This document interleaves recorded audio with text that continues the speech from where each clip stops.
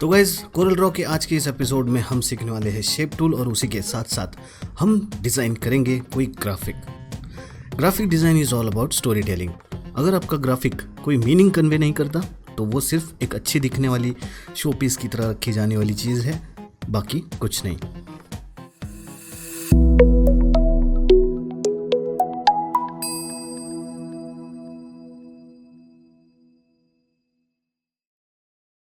Coral में shape tool आपको second number पे नज़र आता है यहाँ पर, और ये शेप टूल आप कई सारी जगहों पर यूज़ कर सकते हैं। शेप्स को अगर आपको डिफ़ाइन करना है, कुछ क्रिएट करना है, तो आप इस शेप टूल का यूज़ कर सकते हो, या फिर इससे और भी कई सारी चीज़ें कर सकते हो। स्टेप बाय स्टेप मैं आपको सारी चीज़ें बताने वाला हूँ। यहाँ पर शेप टूल समझाने के लिए मुझे एक शेप लगेगा, तो मैं यहाँ पर ले लेता हूँ रेक्टेंगल। किसी भी ऑब्जेक्ट को एडिट अगर आपको करना हो तो आप डायरेक्टली उसको एडिट नहीं कर सकते। उसके लिए आपको राइट क्लिक करके कन्वर्ट टू कर्व्स या फिर कंट्रोल क्यू करना होगा, तब जाके वो जो ऑब्जेक्ट है उसे आप एडिट कर पाओगे। अभी जो शेप मैंने लिया है ये डिफ़ॉल्ट शेप है, इसको आप एडिट नहीं कर सकते। फॉर एग्जांपल अगर मुझे इसको लाइक ट्रायंगल टाइप बनाना है, ओके, ये वाला हिस्सा मुझे चाहिए ही नहीं, तो आप कुछ नहीं कर सकते। इसको आपको एडिट करने के लिए राइट क्लिक करना होगा, कन्वर्ट टू कर्व्स करना होगा, देन डबल क्लिक करके आप इसके नोड्स के साथ छेड़खानी करके इस तरह से चेंजेस कर सकते हो। इसीलिए कन्वर्ट टू कर्व्स करना इंपॉर्टेंट है। अगर आप किसी ऑब्जेक्ट को कन्वर्ट टू कर्व्स नहीं करते तो आप शेप टूल से उस ऑब्जेक्ट के इस तरह से राउंडनेस या फिर कुछ प्रॉपर्टीज़ चेंज कर सकते हैं। यहाँ पर स्क्वायर की राउंडनेस कम ज़्यादा हो रही है, ठीक है। अगर आपको इसकी राउंडनेस नंबर वाइज सेट करनी है तो ऊपर की तरफ आपको नंबर्स दिए गए हैं, वहाँ से भी आप सेट कर सकते हैं। अगर आपको सिर्फ एक ही कॉर्नर इसका जो है वो कर्व करना है तो आप यहाँ पर जाइए, इसे अनलॉक कर दीजिए, देन आप ये वाला कॉर्नर सेलेक्ट कीजिए और इस तरह से कर्व कर दीजिए। ओके, अब स्क्वायर के साथ ये शेप टूल जहाँ पे प्लस साइन आता है वहाँ पे राउंडनेस क्रिएट करता है। उसी तरह से कई सारे यहाँ पर शेप्स है जिसके साथ ये शेप टूल काम करता है और शेप्स की प्रॉपर्टीज़ को चेंज करता है। फॉर एग्जांपल मैं यहाँ पर ले लेता हूँ एक पॉलीगन। देखिए शेप टूल लेता हूँ, यहाँ पर कुछ पॉइंट्स है। अगर मुझे यहाँ पर कोई नोड ऐड करना है तो मैं डबल क्लिक करूँगा, तो डबल क्लिक करते ही नोड ऐड हो जाता है। और इस तरह से देखिए पॉलीगॉन शेप को हमने एक एब्स्ट्रैक्ट शेप में यहाँ पे कन्वर्ट कर दिया। डबल क्लिक करना होता है नोड ऐड करने के लिए, डबल क्लिक करना होता है नोड को रिमूव करने के लिए। ये एक्सपेरिमेंट वाली बातें हैं, आप ये सब कुछ प्रैक्टिस करके देखिए।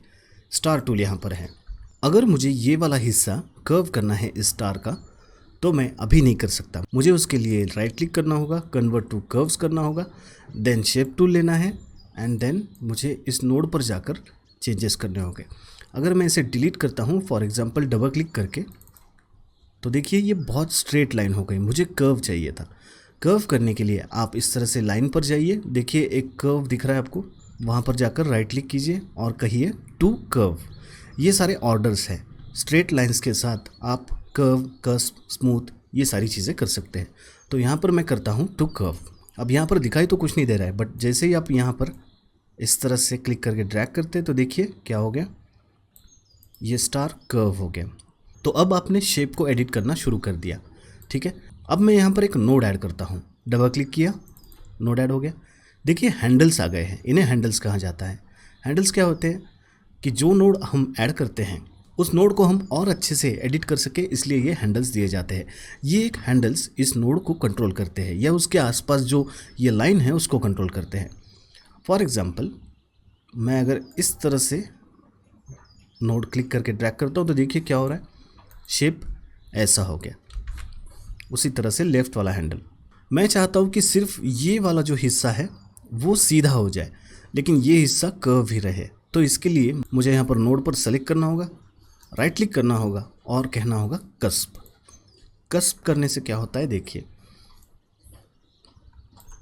अब ये बिल्कुल भी मूव नहीं हो रहा है। तो ये वाला हिस्सा हुआ कर्व, ये हुआ स्ट्रेट, ओके। तो कस्प करने का ये फ़ायदा होता है। आ गई बात समझ में? ये एक्सपेरिमेंट करके ही आपको समझ में आएगा। किसी भी नोड को सेलेक्ट कीजिए, राइट क्लिक कीजिए, यहाँ पे कई सारे ऑप्शंस हैं। For example smooth, symmetrical, reverse सब पाथ, ये आप प्रैक्टिस करके देखिए। आने वाले एपिसोड्स में ये डेफिनेटली क्लियर होगा, लेकिन आज के लिए ये इतना ही।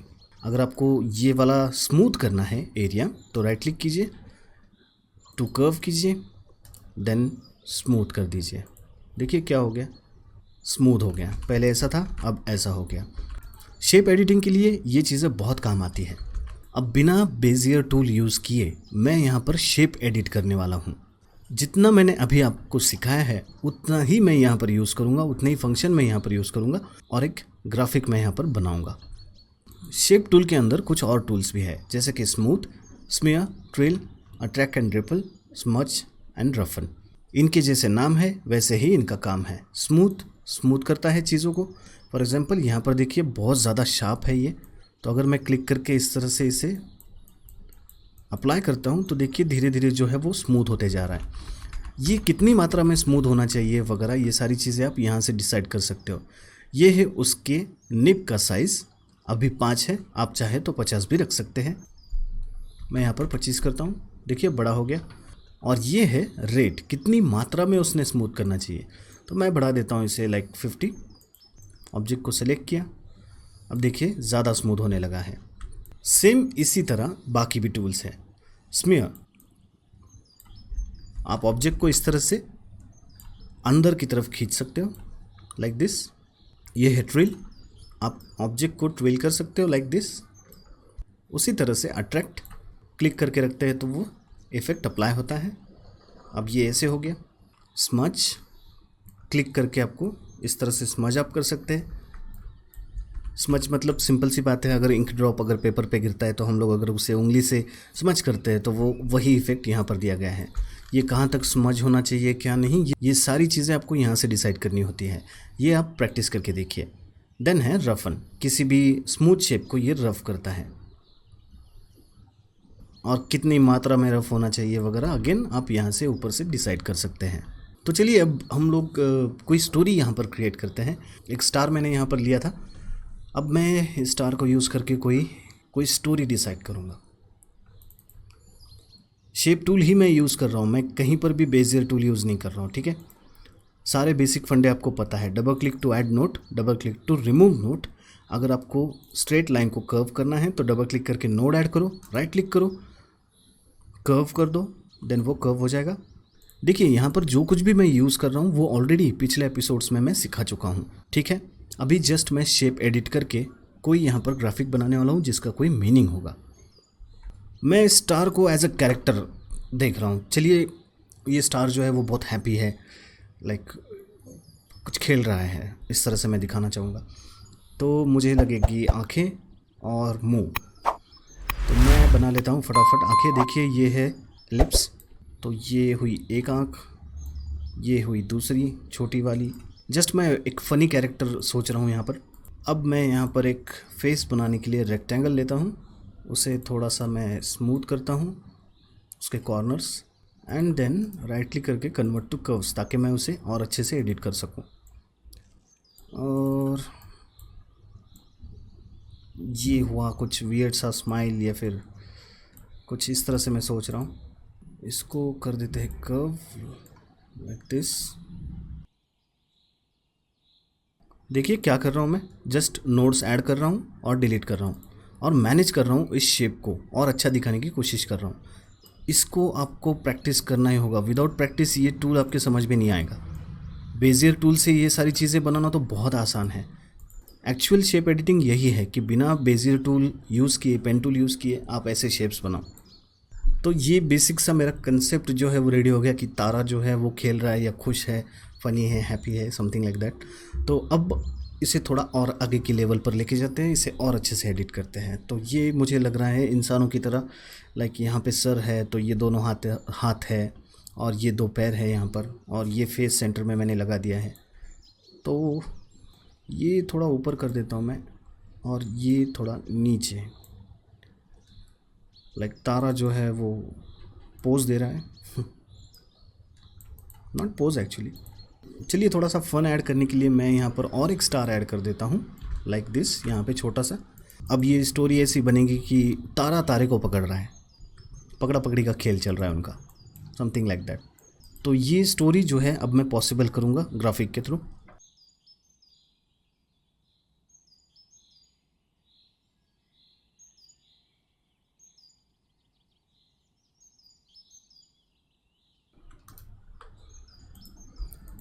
मैं यहाँ पर फटाफट बेसिक सा आपको दिखा रहा हूँ। मैं जस्ट एक ग्राफिक बनाना चाहता था समझाते समझाते, इसलिए मैंने ये चैलेंज लिया है, खुद को दिया है एक्चुअली चैलेंज।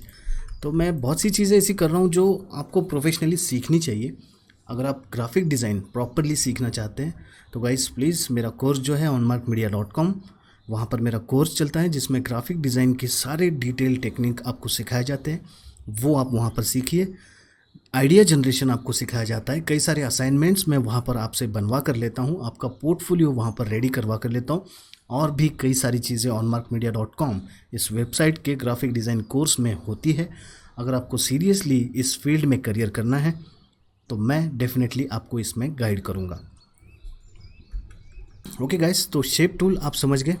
बस इसी तरह से आपको बेसिक शेप्स लेकर उन्हें एडिट करना है कन्वर्ट टू कर्व्स करके, और जो कुछ भी मैंने इस वीडियो में आपको सिखाया है वही सब मैंने यहाँ पर यूज़ किया है, और एक स्टोरी यहाँ पर बिल्ड करने की कोशिश की है कि तारा जो है वो बहुत फ़नी है या खेल रहा है या मस्ती में है और वो दूसरे तारे को पकड़ रहा है।